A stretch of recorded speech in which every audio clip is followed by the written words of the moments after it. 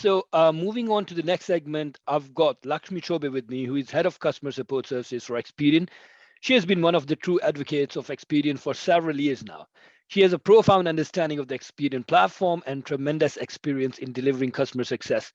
So Lakshmi would be talking about some of the features which we have launched since last Infinity and the rollout of those features. So Lakshmi, I welcome you onto the stage.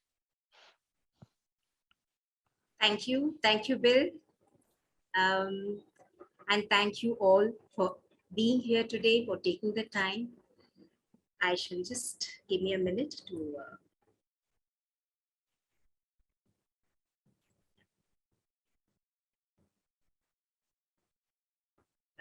am I audible and is my screen visible? Yes, it is, Lakshmi. All right. Yeah, thank you. Thanks again, Bill. And a special thanks to all our guests who have spoken so highly for the vote of confidence in our abilities. We are greatly enthused by the kind of response, by hearing it out of the horse's mouth, if I may say. I'm sure it's going to be a great boost for all our teams who are all participating here. So I shall talk about the features and which have been touched upon briefly already by some of our guests, because this is the good work we have done since Infinity 2020. Some new features, some enhancements, and even a new process, which Janak also touched upon briefly in his opening speech. So I'll begin with what we did for the accounts and finance module users, and we'll go through it all. Right. So we introduced the advanced bank reconciliation process, which has turned out to be a great time saver. So it was very well received by the users, where previously it used to be a manual process. We still have the manual process going for those who haven't yet moved on. But what used to be a process of ticking off an item on the statement, crossing it out from the books, what we now have is a simple process, a quick 3-step process, where you configure your bank, which is a one-time exercise, where you say which of the banks are going to be reconciled using the advanced reconciliation process. And thereafter, it's a 2-step process where every time you reconcile, you just import your bank statement in the universal MT940 format, and you reconcile on the click of a button. It's the bulk of your bank transactions are going to be reconciled, and the few that are left can be done manually on the same screen. So now this was very well received for the one reason that it's a time saver, and for the other that it's an effort saver.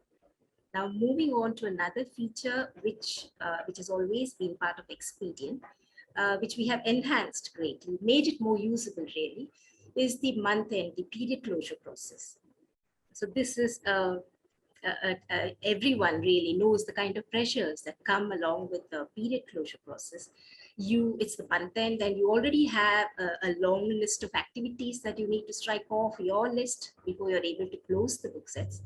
And add to that the incessant follow-ups that are required with document approvers, because you cannot close a book unless you have all the documents in a fully approved state. The whole process turns out to be very stressful for those who are responsible for the period closure activity. The approvers, rightly so, are not happy to approve a document only because of a looming deadline, period closure deadline, because they have their diligence to do before they approve a document. So this seemingly paradoxical situation that we had on our hands, we found a lateral solution for it. We simply delinked, or rather we removed the dependency of the period closure process from the approvals process.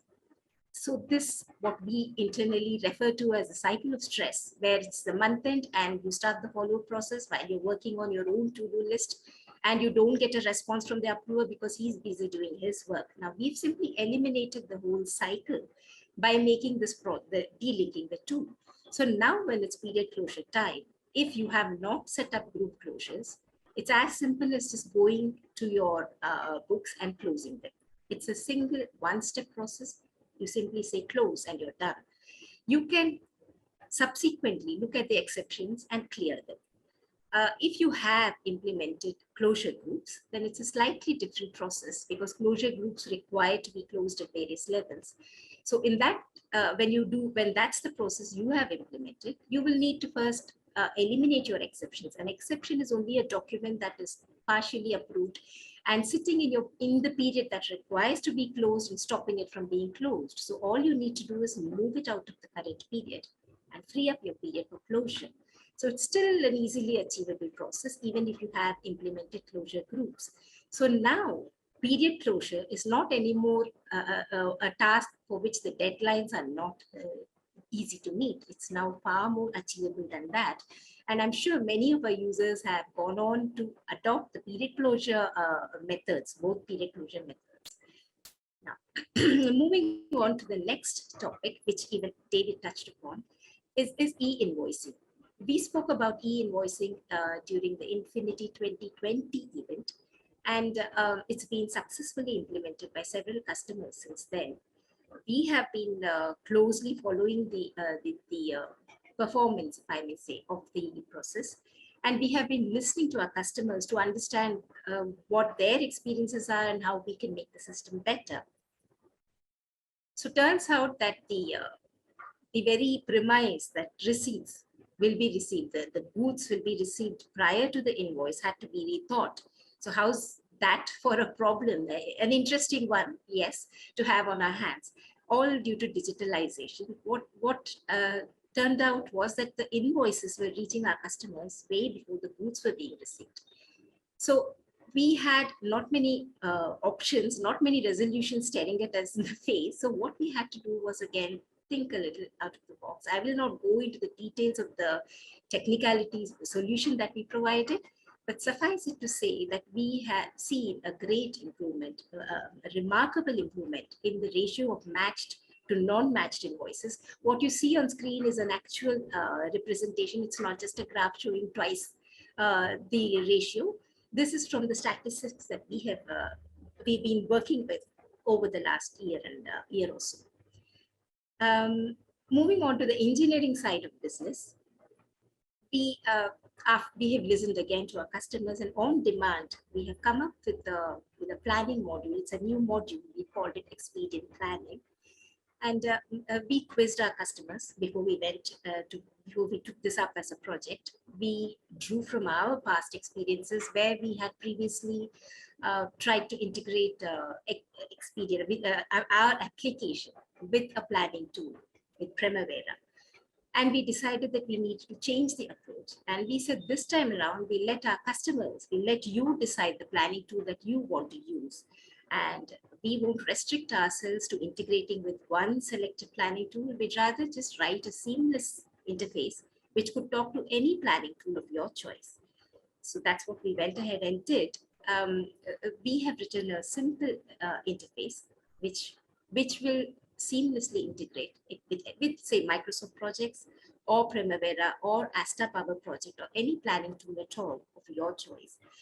The interface itself has two steps, if I may say. One where you import your planning files into Xpedeon, into the interface, and two where you allocate the tasks from the BOQ that you've set up in Xpedeon.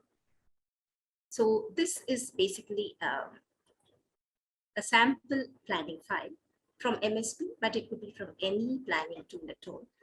And what we have in Xpedeon, this is the screen where you will be importing your tasks from your planning file. There's a host of rules written around this because we need to make sure that what you are bringing into Xpedeon, there's no loss of information. And what we have in your planning tool is exactly what you have in Xpedeon too. And you can, once you have imported your tasks, your planning tasks into Xpedeon, you can allocate the quantities from your BOQ that you have set up in Xpedeon into your to the tasks that you have brought forward. Now, once the allocation process is complete, then you just go back into Xpedeon and generate the execution plan. What the plan does is what it has always done, except that now it's going to take up the task, the duration of the task, etc., from the planning tool, from what you've had in planning, which you've brought into Xpedeon. And your resource requirement is going to be generated accordingly too. Now, once you have done this, you're again working in Xpedeon, which is no change in processes from what you've been doing all these years. Once your plan is generated, you go about business as usual. You record your progress, you close your period progress, and then again you move back into the interface to retrieve your progress from the closed period and map it back into your planning task. If in the meanwhile your planners have come up with a revised plan, you could import that and assign the progress into the imported planning file, the revised plan. Now, the good thing about all this is that every revised plan comes into Xpedeon with its own version. So there is complete control of how we are importing the data. So reconciliation is completely obviated. There's never going to be a question of which version of file am I looking at, because every version is individually saved in Xpedeon.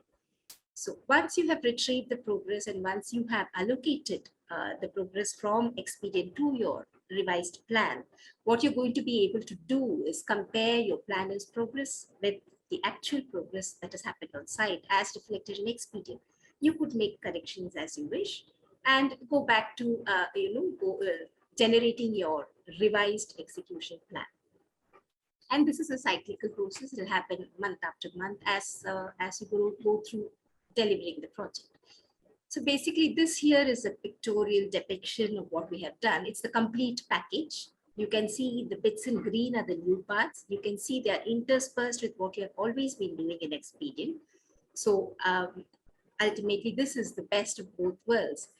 So this is the briefest in which I could describe the whole process. It's actually a new module. So if it has piqued your interest and if you think it's something you want to implement, please do reach out to us. We'll be happy to do a detailed demonstration to you at any suitable time.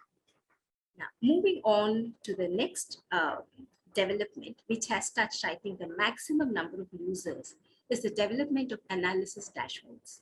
Now, these are actually operational dashboards. The target audience is the junior management.